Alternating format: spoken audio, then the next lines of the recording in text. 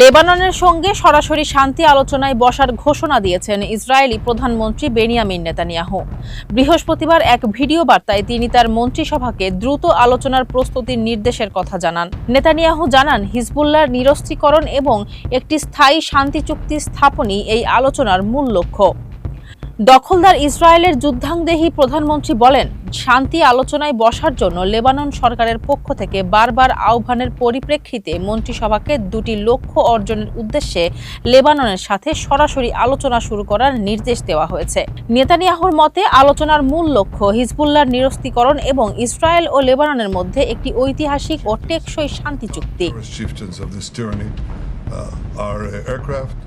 মার্কিন প্রশাসনের তথ্য মতে আগামী সপ্তাহে ওয়াশিংটনে এই বৈঠক অনুষ্ঠিত হতে পারে। তবে আলোচনার ঘোষণা দিলেও লেবাননের সামরিক অভিযান এখনই থামছে না বলে স্পষ্ট করেছেন ইসরায়েলি প্রধানমন্ত্রী। তিনি জানান, উত্তরাঞ্চলের নিরাপত্তা নিশ্চিত না হওয়া পর্যন্ত হিজবুল্লাহর ওপর হামলা অব্যাহত থাকবে। এর মধ্যে শুক্রবারও লেবাননে একাধিক বিমান হামলা চালিয়েছে ইসরায়েলি বাহিনী।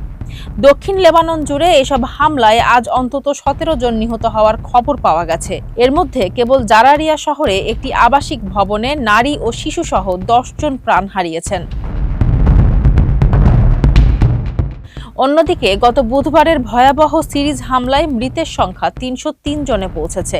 লেবাননের স্বাস্থ্য মন্ত্রণালয় নিশ্চিত করেছে যে এই হামলায় আহত হয়েছেন 1150 জনেরও বেশি মানুষ। নিহতদের মধ্যে অন্তত 110 জনই নারী, শিশু এবং বয়োজ্যেষ্ঠ নাগরিক। বিশ্লেষকরা বলছেন, আন্তর্জাতিক চাপ মোকাবিলা ও সামরিক শ্রেষ্ঠত্ব বজায় রেখে একটি চুক্তিতে পৌঁছাতে চায় তেল আবিব। তবে এ বিষয়ে লেবানন সরকারের পক্ষ থেকে এখন পর্যন্ত কোনো আনুষ্ঠানিক প্রতিক্রিয়া পাওয়া যায়নি। মূলত যুক্তরাষ্ট্র ও ইরানের মধ্যকার ভঙ্গুর যুদ্ধবিরতির মধ্যেই এই নতুন কূটনৈতিক তৎপরতা শুরু হলো। ফারজানা হাসিন, মানবকণ্ঠ।